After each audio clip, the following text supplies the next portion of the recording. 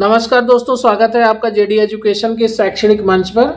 दोस्तों, रज्जू भैया university BEd first semester का थर्ड कंपलसरी पेपर जो कि है स्कूल मैनेजमेंट एंड हाइजीन, विद्यालय प्रबंधन और स्वच्छता। तो इस सब्जेक्ट का टॉपिक है स्कूल टाइम टेबल। तो आज हमारा जो वीडियो है इसका जो टॉपिक है वह है विद्यालय समय सारणी। विद्यालय समय सारणी से आप क्या समझते हैं, इसके प्रकार, महत्व और निर्माण सिद्धांत। तो यदि आप बीएड का एग्ज़ाम देने जा रहे हैं, आप सेमेस्टर रज्जू भैया यूनिवर्सिटी में बीएड फर्स्ट सेमेस्टर का एग्ज़ाम देने जा रहे हैं, तो यह वीडियो आपके लिए बहुत महत्वपूर्ण है। तो वीडियो को अंत तक जरूर देखिए और अगर जानकारी अच्छी लगे तो वीडियो को लाइक, शेयर और चैनल को सब्सक्राइब जरूर करिए। तो चलिए वीडियो स्टार्ट करते हैं। सबसे पहले हम प्रस्तावना देखते हैं। विद्यालय के प्रभावी प्रबंधन एवं शिक्षा व्यवस्था को सुव्यवस्थित करने में विद्यालय समय सारणी का महत्वपूर्ण स्थान होता है। ठीक है, यह विद्यालय की दैनिक शैक्षणिक एवं सह शैक्षणिक गतिविधियों का निर्धारित समय के अनुसार क्रमबद्ध कार्यक्रम है। विद्यालय समय सारणी में अनुशासन, नियमितता और समय का सदुपयोग सुनिश्चित करती है। ठीक है, तो इसके आगे हम देखते हैं विद्यालय समय सारणी की परिभाषा। तो कुक के अनुसार समय सारणी विद्यालय के विभिन्न कार्यों को समय के अनुसार बांटने की योजना है।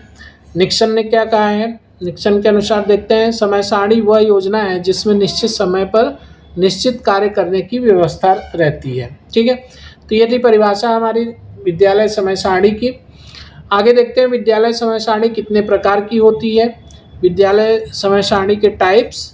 तो विद्यालय की प्रकृति और उद्देश्यों के आधार पर समय सारणी को निम्न प्रकारों में बांटा जा सकता है। जैसे पहला है हमारा दैनिक समय सारणी।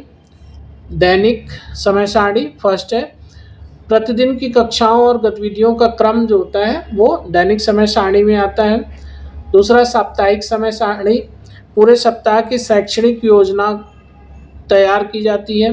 तो साप्ताहिक समय सारणी जो होती है इसमें पूरे सप्ताह की शैक्षणिक योजना तैयार की जाती है। तीसरा है आपका वार्षिक समय सारणी।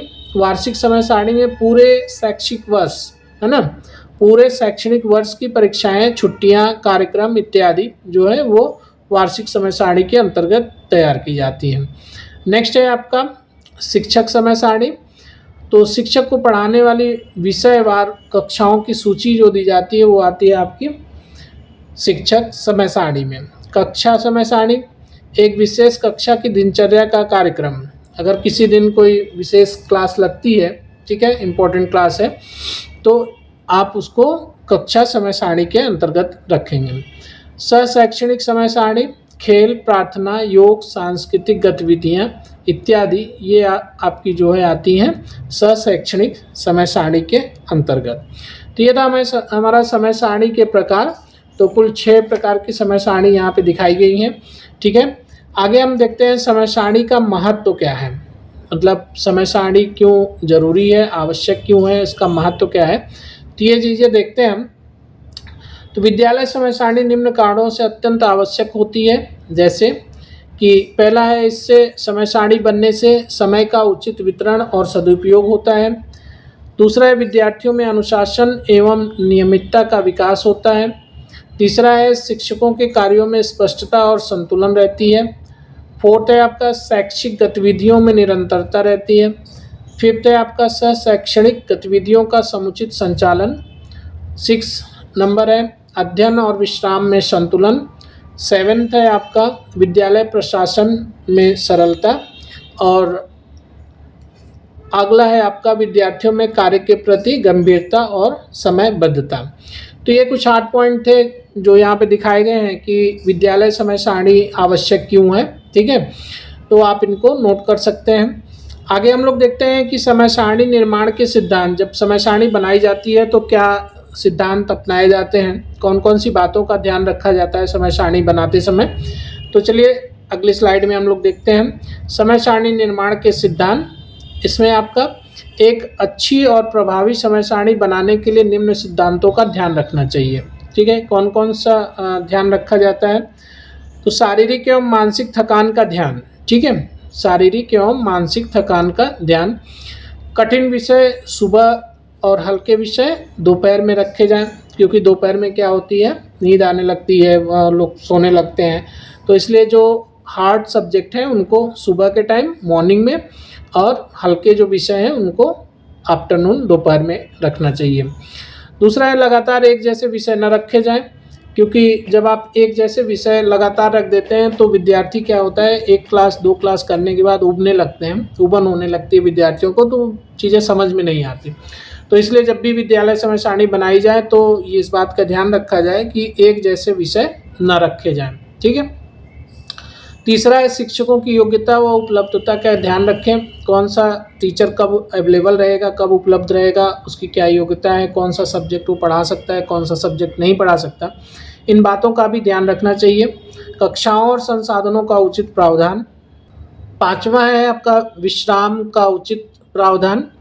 और आगे 6 नंबर है विद्यार्थियों की आयु एवं क्षमता के अनुसार योजना।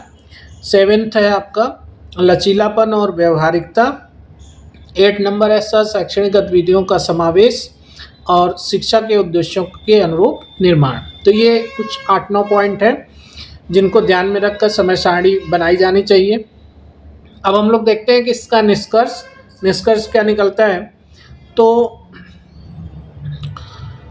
आप कह सकते हैं कि समय सारणी विद्यालय का हृदय है।